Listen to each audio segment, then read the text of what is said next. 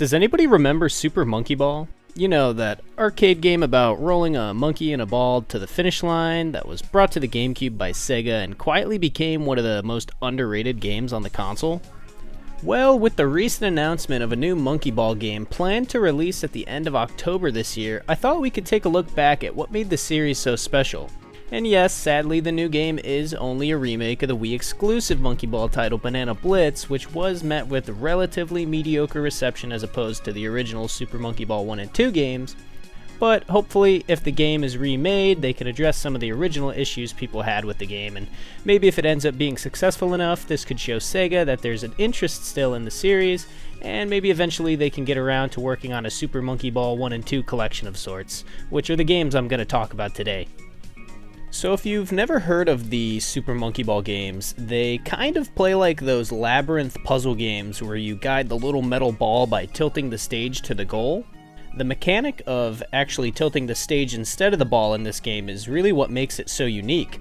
It's a little hard to get a hang of at first, but it gives this game kind of a skill gap to it, and mastering the process of controlling your character is very satisfying. Both the Super Monkey Ball games consist of a few game modes, with those being the main game mode, party games, and mini games. The main game mode is where you're going to find that signature style of gameplay of rolling your monkey into the goals of each level, which progressively get harder and harder as you make your way through the game. There is a slight difference between the two games in this main game mode, as Super Monkey Ball 2 does have a loose story attached to it, but it mainly just serves as a purpose in setting up the different environments that you're going to come across in each level. In both games, you have the option to play with 4 players, although in Monkey Ball 2 you do have to choose the challenge mode within the main game to allow for this. The multiplayer isn't simultaneous, but instead you get to take turns trying to complete levels to see who can get the furthest. What makes this main mode so fun really comes down to the stage design. The stages are designed in a way to teach the player about certain mechanics in a progressive fashion like a lot of good games do.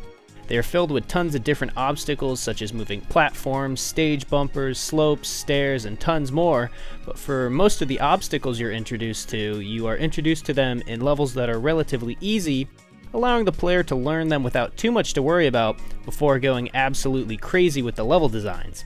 And man, do the stages get crazy. There's so much variety and creativity through the stages in both of these games that as a player you really just want to complete as many levels as possible to see what crazy idea could be waiting for you in the next level. The stages are also designed with a great amount of flow to them, with them being made pretty simple once the player can find that sweet spot of balance and speed for each of the stages. Freedom is also heavily emphasized throughout these levels as well, which one of my favorite things about the Monkey Ball games is being able to complete levels in ways that you wouldn't normally think of at first. So for example, maybe instead of following the normal route, you veer off the stage early to bypass an area. This concept of skipping parts of the stage or taking different routes is made more apparent once the player gets a real good feel of how the physics work, and once mastered, allow for some of the most fun and satisfying ways to complete levels. Another big part of what made Super Monkey Ball 1 and 2 so great were the minigames and party games. These games were actually really solid games on their own, and you could easily have spent hours just messing around in these game modes, especially if you had friends to play with. Some of my favorites include the Monkey Flight mode, which has you launching off this giant ramp and flying through the air, trying to land on targets of varying point degrees. This mode is a blast with friends, and learning the flight mechanics as well as mastering your drop time can take some real skill.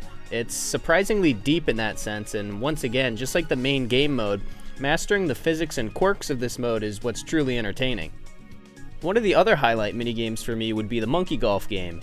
In Monkey Ball 1, it's more so this mini-golf style game that utilizes physics and similar stage design to that of the main game mode, but instead of controlling your character by tilting the stage, you get to hit your ball forward in strokes similar to what you'd find in any generic mini-golf game.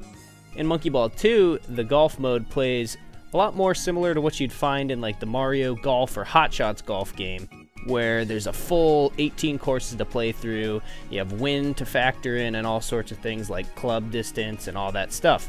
The fact that you have these fleshed out games alongside the main game mode, which is already super fun, along with the options to play multiplayer for mostly all of them, it really makes these games feel like a lot were put into it and overall makes the package way more appealing. The Super Monkey Ball games are simply just a joy to play. They have a great combination of gameplay, stage design, game modes, and multiplayer, and I hope that with the upcoming Banana Blitz remake coming this year, it can capture some of what made the original game so great.